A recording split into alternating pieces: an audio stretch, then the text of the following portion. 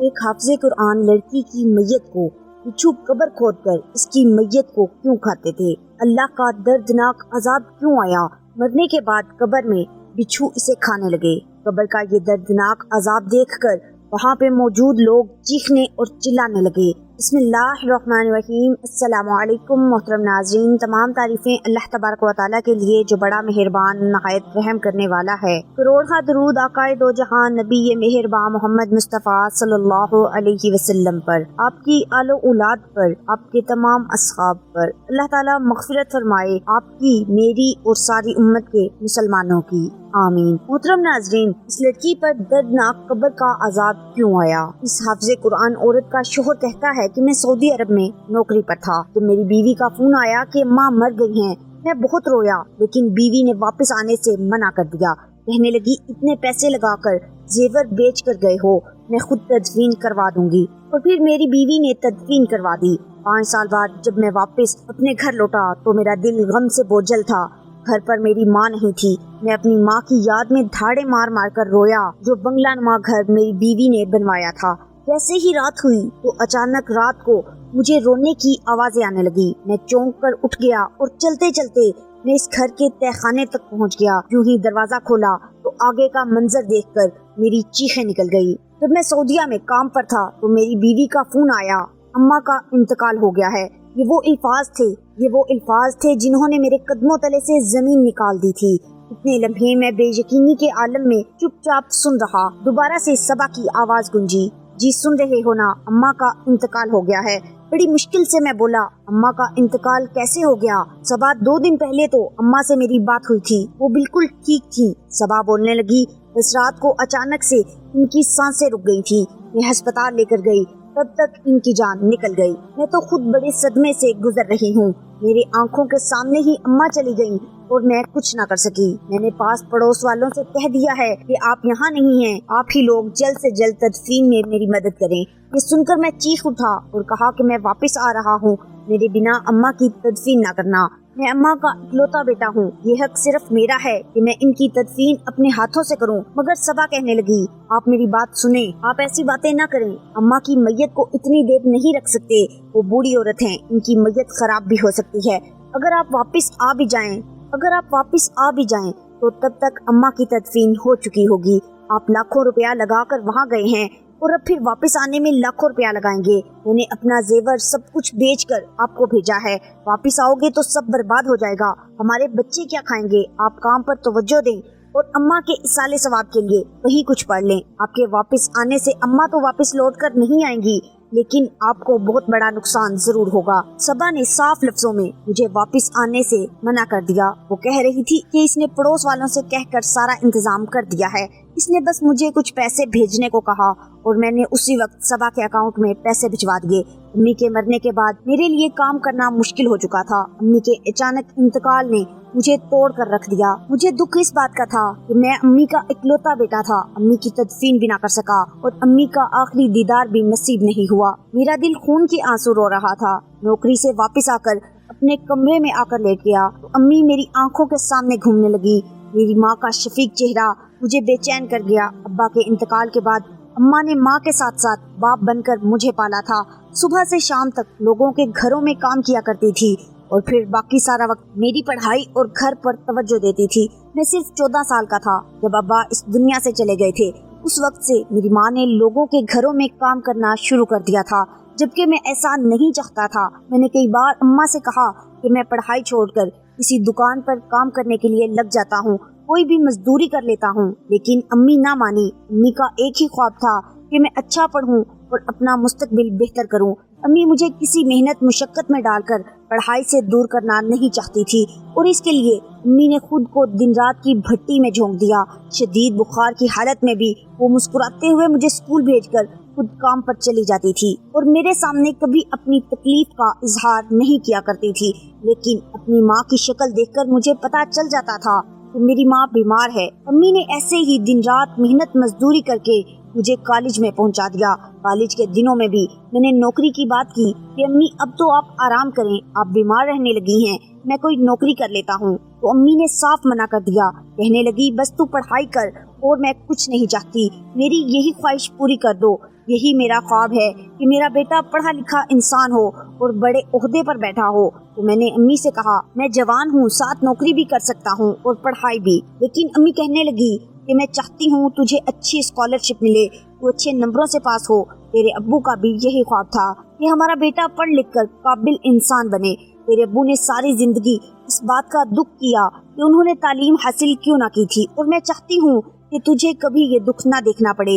میں نے امی کی اس بات کو پلے سے باندھ لیا اور خوب محنت کرنے لگا، اچھے نمبروں سے کالج پاس کیا تو یونیورسٹی میں اسکالرشپ مل گئی، میں نے اپنی انجینئرنگ پوری کی اور ساتھ ساتھ نوکری بھی شروع کر دی۔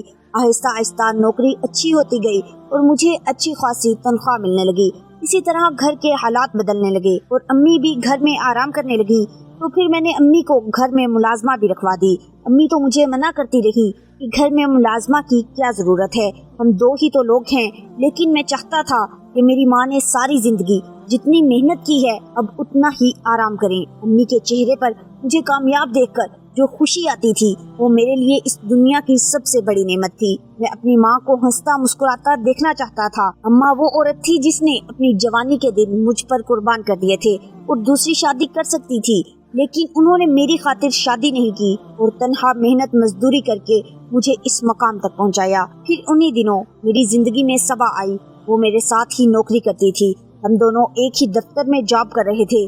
میں نے اماں سے صبا کے بارے میں کہا تو اماں بہت خوش ہوئی اور میرا ماتھا چوم کر کہنے لگی میں تو خود چاہتی ہوں تیری زندگی میں خوشیاں آئیں، تیرا گھر بس جائے، میں بھی تیرے سر پر سجا صحرا دیکھنا چاہتی ہوں۔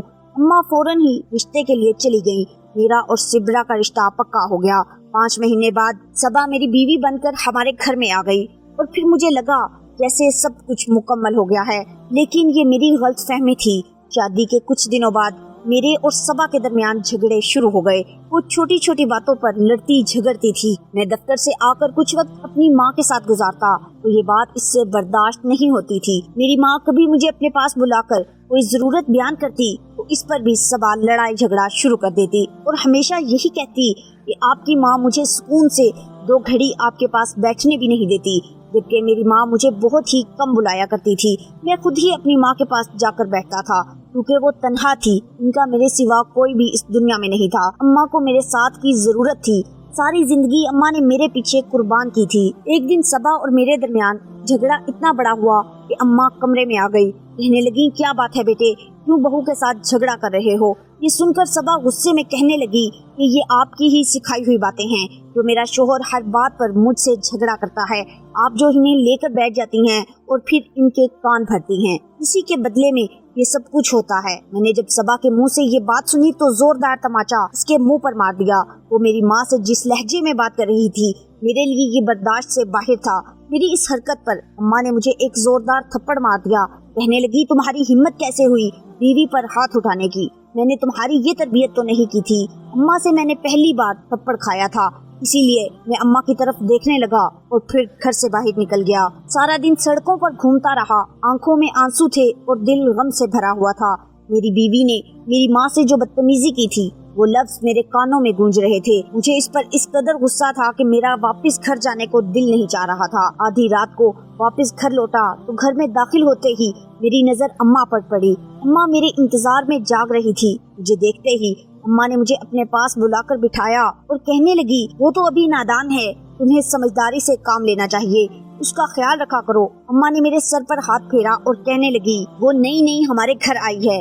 اماں کے کہنے پر میں نے کمرے میں جا کر صبا سے معافی مانگ لی تو اس نے مجھے معاف کر دیا اور پھر اس دن کے بعد سے اس نے مجھ سے کوئی جھگڑا نہیں کیا، بلکہ اس کا رویہ بالکل ٹھیک ہو گیا۔ میرا دل بھی سکون سے بھر گیا۔ میں یہی تو چاہتا تھا کہ میری ماں اور بیوی ایک ہی گھر میں ایک ساتھ خوشی خوشی زندگی گزاریں۔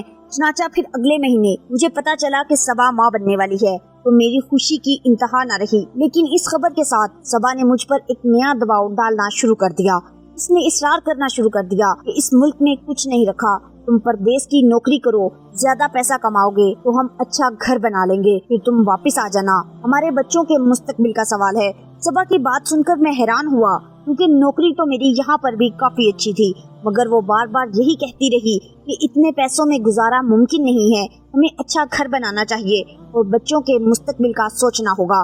बढ़ती महंगाई में बच्चों की पढ़ाई कैसे होगी? अभी तो हम 2 लोग हैं, लेकिन आगे हमारी फैमिली बढ़ेगी तो घर के खर्चे बढ़ जाएंगे। मैं परदेश की जिंदगी नहीं गुजारना चाहता था, लेकिन फिर एक दिन वो रोते हुए कहने लगी, आप मुझे सुकून की जिंदगी देना ही नहीं चाहते, वरना मेरे कहने पर परदेश चले जाते। मेरे लिए भी आपके बिना रहना मुश्किल है, लेकिन ये हमारे मुस्तकबिल का सवाल है। इसके आंसू देखकर मैं पिघल गया था।